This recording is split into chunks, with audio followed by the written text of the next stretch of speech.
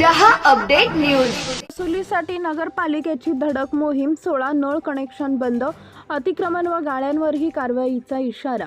मालमत्ता कर व पाणीपट्टीच्या थकबाकीदारांवर कारवाई करण्यासाठी चाळीसगाव नगर परिषदेनं धडक वसुली मोहीम सुरू केली असून प्रशासन ॲक्शन मोडवर आलंय।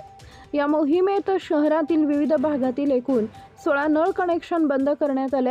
प्रभारी मुख्याधिकारी तुषार नेरकर यांच्या मार्गदर्शनाखाली 14 वसुली पथके नियुक्त करण्यात आली असून शहरातील 12 वॉर्डांमध्ये वसुली मोहीम सुरू आहे। टिळक चौक, लसूण गल्ली, गोंधळ गल्ली, वार्ड क्रमांक 10 तसेच गोकुळधाम, अक्सानगर व हुडको कॉलनी वार्ड क्रमांक 12 या भागातील थकबाकीदारांवर कारवाई करत 16 नळ कनेक्शन बंद करण्यात आले।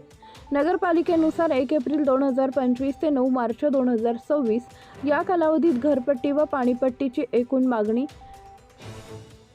1,203 कोटी 62 लाख रुपये असून त्यापैकी 634,39,000 रुपयांची वसुली झाली आहे। वसुलीचं प्रमाण सुमारे 52% आहे।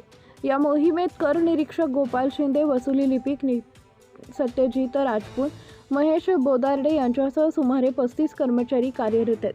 दरम्यान नगर परिषद व्यापारी संकुलातील थकबाकीदारांनी गाळ्यांचे भाडे न भरल्यास संबंधित गाळे सील करण्याची कारवाई केली जाईल असा इशाराही प्रशासनाकडून देण्यात आला आहे। तसेच येत्या शुक्रवारी व शनिवारी धुळे मालेगाव रोडवरील महाराणा प्रताप चौक परिसरात अतिक्रमण हटवण्याची मोहीम राबवण्यात येणार असल्याची माहिती समोर आली आहे। थकबाकीदारांनी तातडीनं कराचा भरणा करून कारवाई टाळावी असं आवाहन प्रभारी मुख्याधिकारी तुषार नेरकर यांनी केली आहे। Subscribe now and press the bell icon. Never miss an update.